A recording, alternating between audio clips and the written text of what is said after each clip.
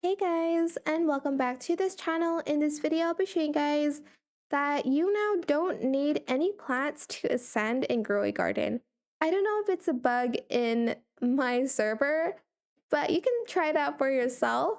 I ascended just now, but basically I went to the garden ascension area here and see that I don't need to submit any plants. So if you talk to the garden coin keeper, sorry, select I want to send and tell me if you see any requirements other than shekels.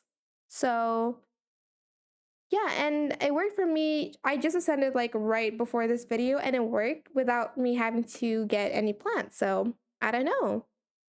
Maybe this is the new ascension kind of rule. Requirement, sorry. But yeah, hopefully it's not a bug and hopefully I am able to send without getting the specific plants I need. But that is it for this video. I hope it was helpful for you guys. Don't forget to like, comment, share, and also subscribe to this channel if you haven't done that already. If you have any more questions about this video, just leave it in the comment section down below. I'll try my best to answer them all for you guys.